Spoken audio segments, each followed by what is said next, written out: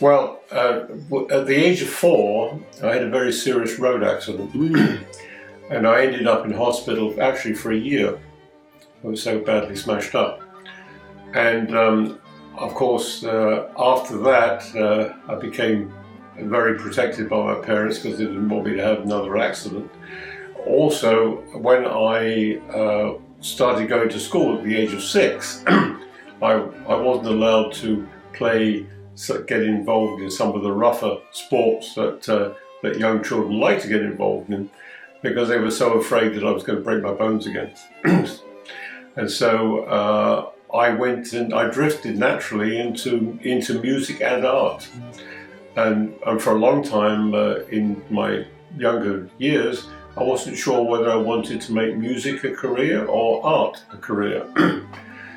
But when I left school, or when I was at school, my desire was to be a naval architect. That was what I had set my mind on wanting to be.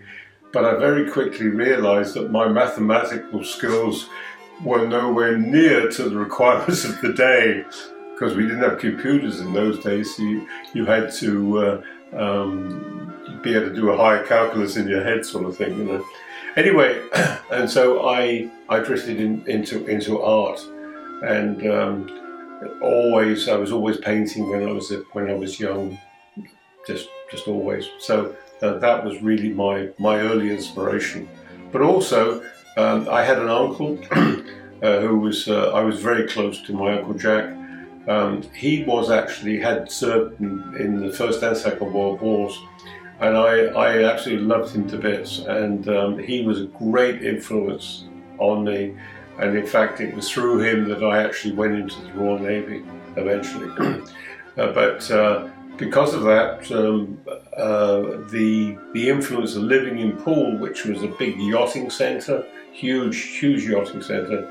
Of course, once the war was over, I started to get involved in sailing. I just drifted. I mean, as a youngster, it didn't matter whether it was a river, harbour, or a puddle.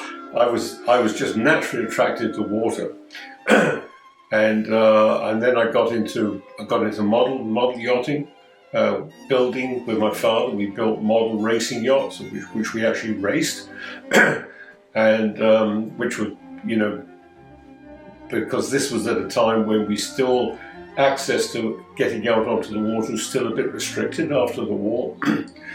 But then we were down on the beach one day at Sandbanks, which is the mouth of Poole Harbour, and I was playing in the water, playing around there, and so I was at this time. I was probably I would have been at least 10 or 11 at this time, and there was a yacht came and anchored just off the beach, and the gentleman with the yacht he rowed ashore, and of course, me being me, I'm off there. I'm chatting to him, wanting to know about his boat and da-di-da, you know, and I've got my model yacht under my arm, you know.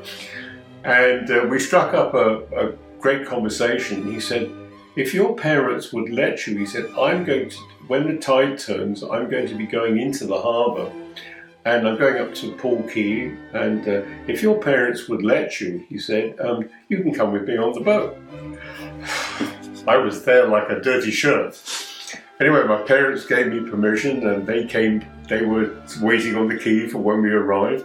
Anyway, it turned out that he was a teacher, and he was moving to Poole to teach, take up a new teaching position. And anyway, he was also looking for somewhere to live for a while, so he ended up actually coming and living with us for a couple of months until he got himself established and what have you. And then he took me down onto the, because he sold his yacht very quickly when he got to Poole.